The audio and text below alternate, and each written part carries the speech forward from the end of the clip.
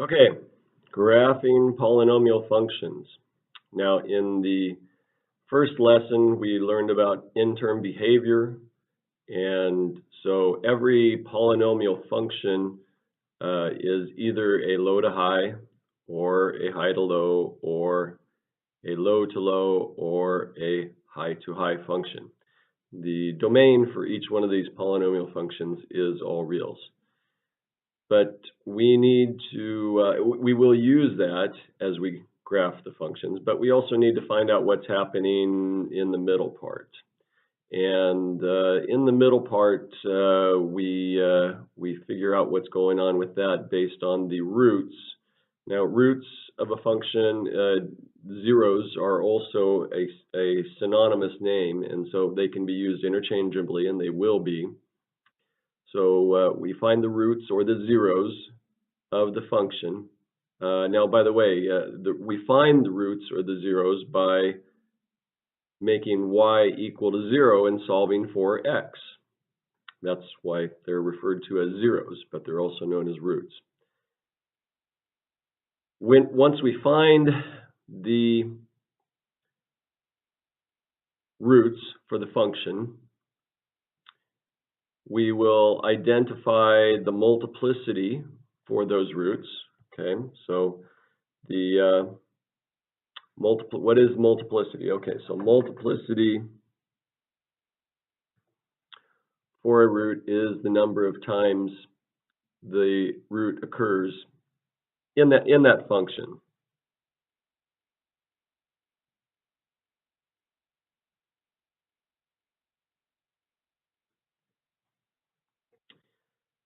And so the multiplicity might be 1 if it only occurs one time, or it might be 2 or 3, and so on.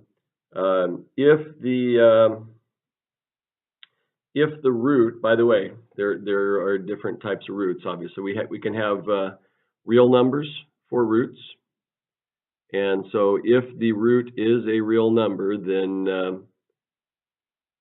it is actually an x-intercept as well.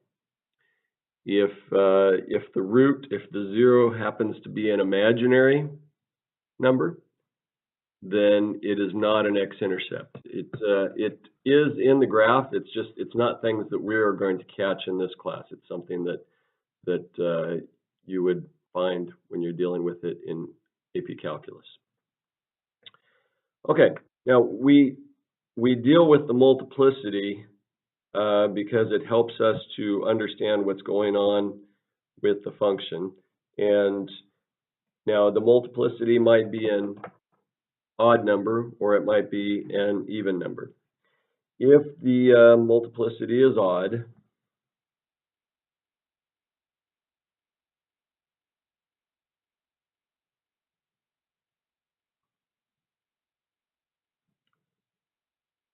then the graph will go through at that place, crosses the x-axis.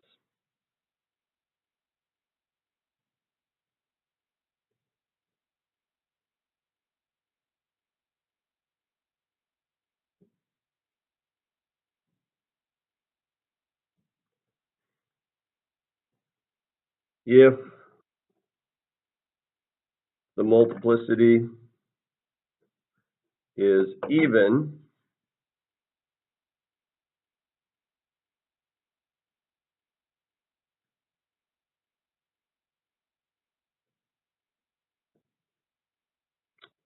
then f of x will touch or bounce off the x-axis.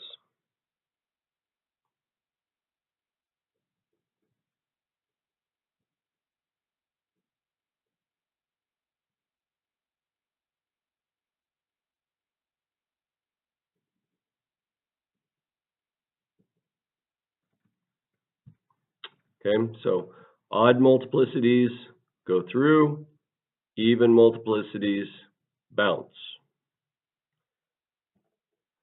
Okay, well, we need to go ahead and do a practice problem here. So here we go. we will be sketching. And we label intercepts.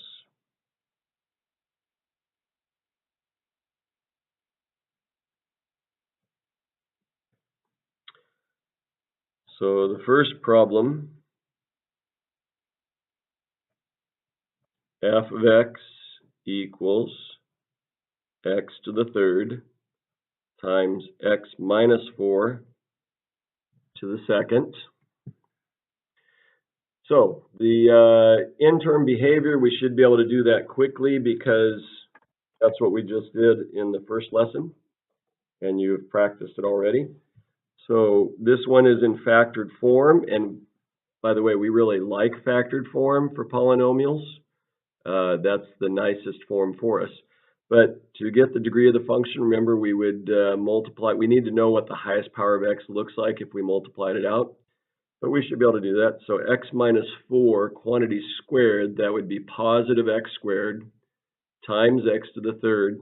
So positive x to the fifth plus a bunch of stuff.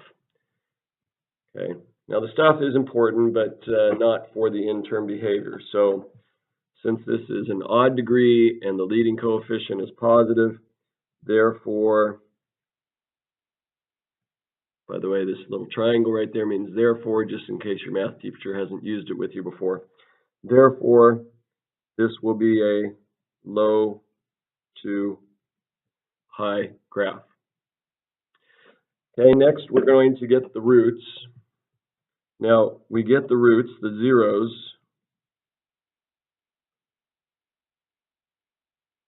by putting 0 in for the y. So if that's 0, we would have 0 equals x to the third times x minus 4 quantity squared.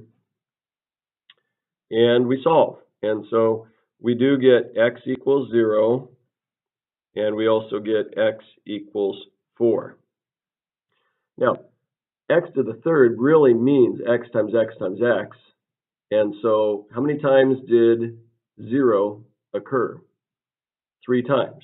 And so its multiplicity is 3, an odd multiplicity. How many times did 4 occur? Well, it was x minus 4 times x minus 4, so it occurred twice. So its multiplicity is 2, an even multiplicity. Now remember, odd multiplicities go through. So this one is going through. Even multiplicities will bounce. So this one is going to bounce. And we also check y-intercept as well. But if we were to check the y-intercept on this one, of course, how do we find a y-intercept? Well, you plug in 0 for the x. And so if we plug in 0 for the x's, we get y equals 0 times negative 4 squared, which is 0. Now, of course, hopefully that makes sense to you, because if you have an x-intercept of 0, then you're going to have a y-intercept of 0 as well. So we are ready to sketch now. Now, when you are sketching, you don't have to go out and get any graph paper. I mean, you can make your own. Do a nice job with it, but you don't have to necessarily use a straight edge unless you're just kind of challenged to be able to draw something that even remotely looks straight. Mark off a scale on the x-axis. Now look at your roots. The roots are 0 and 4. So I need to get at least out to 4 to the right. You know, try to mark them off evenly, fairly evenly. We're not going to come through with a ruler. The x-intercepts are 0 and 4. Now we also know that this is a low to high. So out to the left of the root that's furthest to the left, I'm just going to make a little mark at the low part. And then to the right of the root that's furthest to the right, I'm going to do a mark up high because it needs to start low and it needs to end high. Keep in mind which one goes through and which one bounces. So it goes through at x equals 0 and it bounces at 4. So maybe kind of a dry run here. So it starts low, it goes through. Now when you get about halfway to the next root, you got to turn around and come back, and then it bounces. Okay, so I think I'm ready to sketch it. Now polynomials are a smooth curve, and so don't have a sharp corner as you are sketching it. Should be nice rounded corners, no sharp corners, even when you're bouncing right there. So rounded curves. Label intercepts. Obviously that's 0 and that's 4. And that would be a full credit graph. Okay, now let's actually call that part A. And so part B, I want you to sketch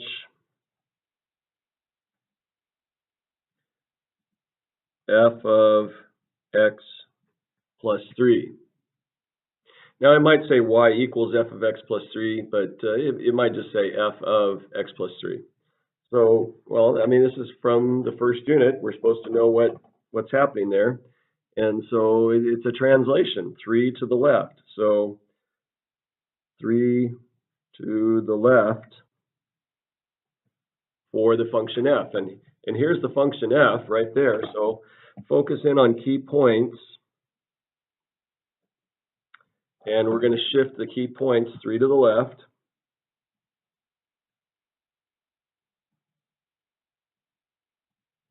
So x-intercept of 0 is going to go 3 to the left. X-intercept of 4 is going to go 3 to the left.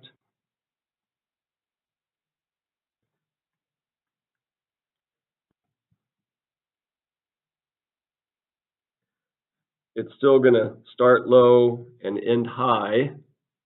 And it still goes through for the one that's on the left, and it bounces on the one on the right. So starts low, goes through. When you get about halfway, you got to turn around and come back. And it bounces at the root on the right there. Now, label the intercepts. This one is -3. This one is 1. Okay. Now, if we have you do a translation like this, obviously there is a y-intercept there. Normally, we need to be labeling the y-intercepts. But if it's just a translation, something like this, don't worry about it unless they somehow gave you the pair, the ordered pair for something else. So we're not going to worry about the y-intercept on this one right now. But that graph's done. Let's do one more of those, part C. So part C, we're going to sketch opposite of f of x, opposite of f of x. Could be y equals opposite of f of x, but it means the same thing if we just say opposite of f of x. Well, we're supposed to recognize this as being the reflection on the x-axis. And we're reflecting the original function f. If we're reflecting this one over here, it would be opposite of f of x plus 3. But it's just opposite of f of x. So we're reflecting the original function on the x-axis.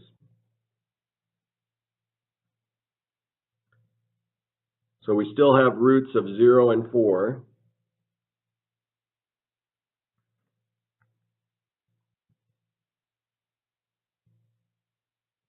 But since it's reflecting on the x-axis, instead of starting low and ending high, it's actually going to start high and end low.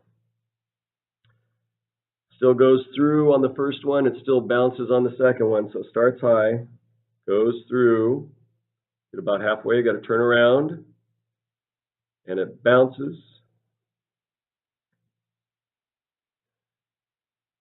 And there it is, although we need to label the intercepts. This one is 0, and that one is 4. Okay, so yes, we still need to be able to do different transformations with graphs, but let's get to another equation and practice another sketch here.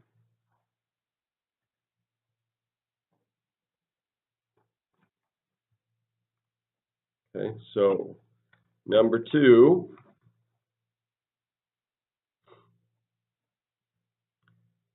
g of x equals x plus 1 quantity squared times x minus 3 times 4 minus x.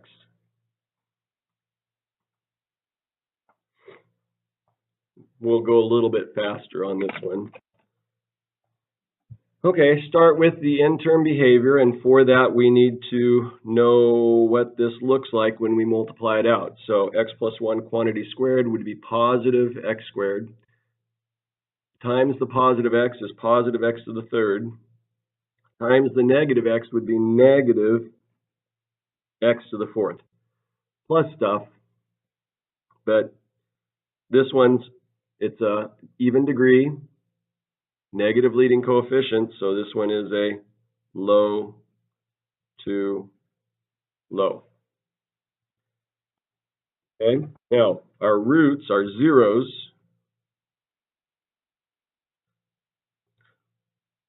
Remember, we're plugging in 0 for the y and solving for the x's, but really don't need to see a lot of work. You're just kind of visualizing the g of x is 0. And here it is, factored form over here. So we would get x equals negative 1.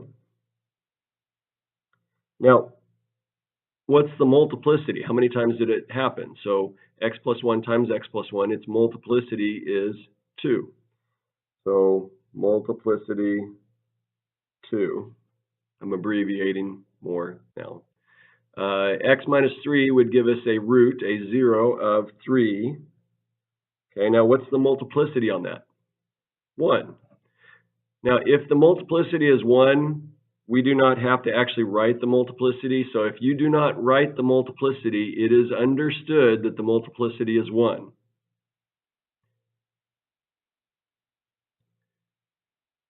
The last root is 4, and its multiplicity is also 1.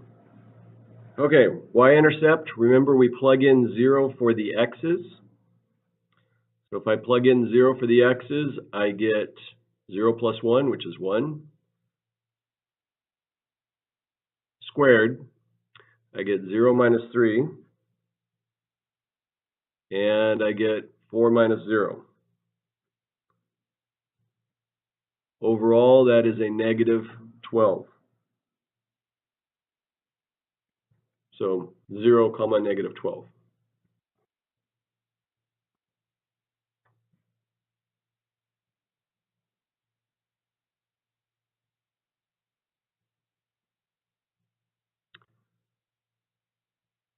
We need roots at negative 1, 3, and 4. So negative 1 to the left,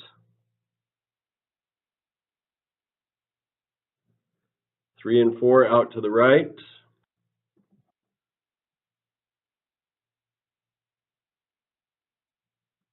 Plot those points. Remind yourself that it's low to low, so low to low. Might even be helpful to remind yourself which ones bounce and which ones go through. So even multiplicities bounce.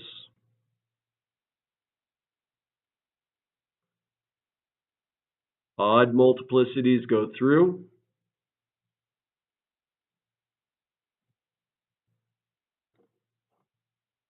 So if I start low, I will bounce at the first one, and then I go through, and I end low. So I'm ready to go ahead and sketch this. Remember, it's a smooth curve, no sharp corners. Starts low, bounces. Now, when you get about halfway, you've got to turn around and get back to the next x-intercept.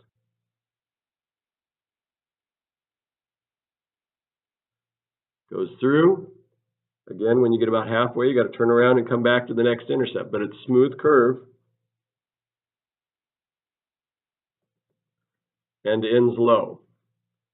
Arrows at the end. Label your x-intercepts.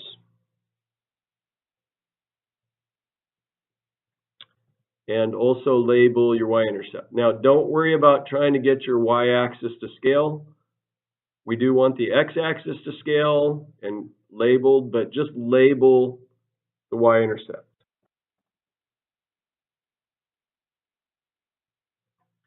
We calculated we should have a negative y-intercept, and obviously based on our graph, we can see that it is negative. Okay, that one's good. Let's try the next problem in the notes.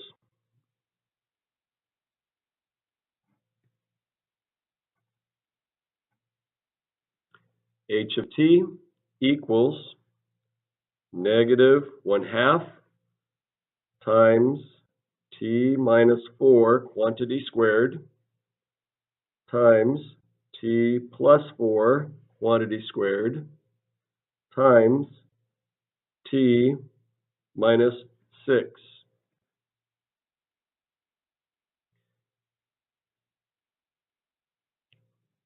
Now, polynomial functions do not have to have x's. In this case, it's t's. Just pretend that the t's are like x's, because really that's what's happening. We start by finding the degree of the function and its in-term behavior.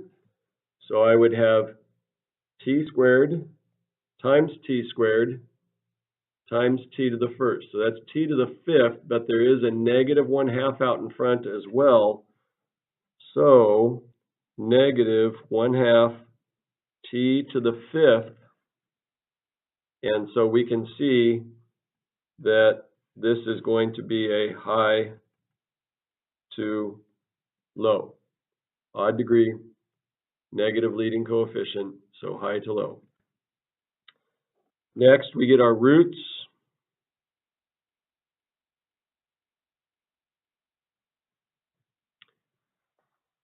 No root out there with the negative 1/2. There's no t out there.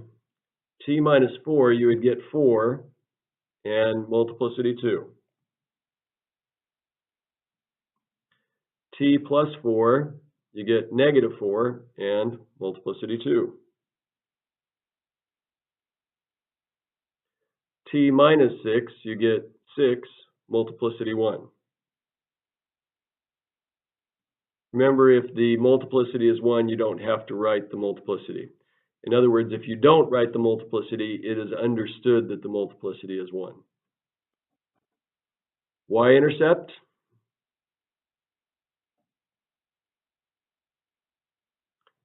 Zero for all the x's, in this case, all the t's. So we would have negative 1/2 times 0 minus 4, which is negative 4, squared, 16. You could just go straight to 16. 0 plus 4, squared. So again, that's 16. 0 minus 6, negative 6. Okay, so that's negative 1/2 times 16 times 16 times negative 6, which is obviously positive. And now we will let you use a little calculator for the test, just one of the little ones. And anyway, if we do that, we get 768. So the y-intercept can be very big. It can be in the hundreds or even the thousands. So again, we're not worried about trying to get the y-axis to scale. We do want the x-axis to scale, but we're not worried about the y-axis at all. You just need to label your y-intercept. Okay, it's time to graph.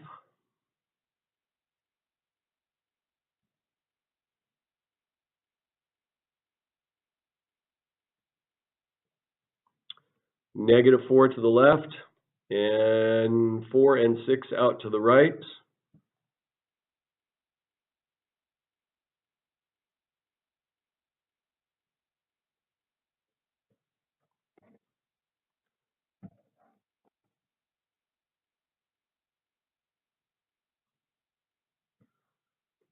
Remind yourself that this is a high to low.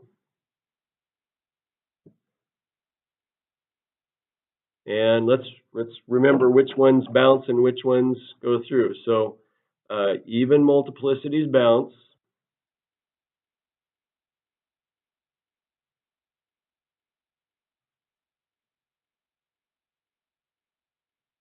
Odd multiplicities go through. So -4 bounces, +4 bounces, +6 goes through. Starts high, bounces, bounces, goes through, ends low. Okay, let's go ahead and sketch that. Starts high, bounces,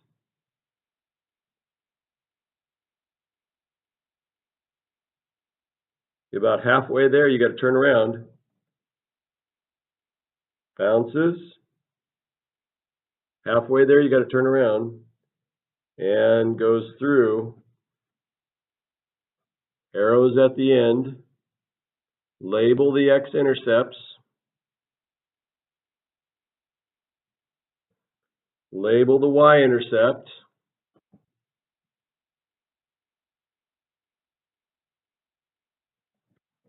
And now that's a full credit graph. Now, I'm not going to do any more sample problems, but there is one other type of thing we need to be prepared for. Actually, two, because I don't think I remember talking about the other right now. One of the things they might ask, how many roots, how many zeros are there? Well, if you count the multiplicity, so for example, on problem number 2, how many roots were there? Well, you need to include the multiplicity when you're counting. So -1 happened twice, so you got 2 there, and then 3, 4, total of 4 roots. What degree was this function? Is degree 4.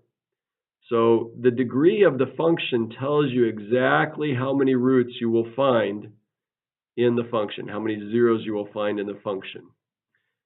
But the multiplicity has to be included as you're doing that. So for example, on problem number 3, it was a 5th degree, and we have 2 roots of 4, we have 2 roots of -4, and we have 1 root of 6. That's a total of 5 roots. That matches the degree of the function. That will always be true, so whatever the degree of the function, that tells you exactly how many roots you need to find. But another question that they might ask, they might say, okay, how many distinct x-intercepts are there? Well, we happen to have the graphs here, so that could be helpful for us. So for example, on the second problem, let's look at the graph. How many x-intercepts are there? 1, 2, 3. There are 3 distinct x-intercepts for problem number 2. It doesn't matter whether it's bouncing or crossing. It's either an x-intercept or it's not. So there are 3 distinct x-intercepts that will not necessarily match the degree of the function. It will be less than or equal to the degree of the function for the number of distinct x-intercepts. For problem number 3, how many distinct x-intercepts does this one have? Well, there are 1, 2, 3 x-intercepts. So there are 3 distinct x-intercepts for this one as well, even though there were a total of 5 roots when we counted, including the multiplicities. So the number of distinct x-intercepts, the number of x-intercepts, will be less than or equal to the degree of the function.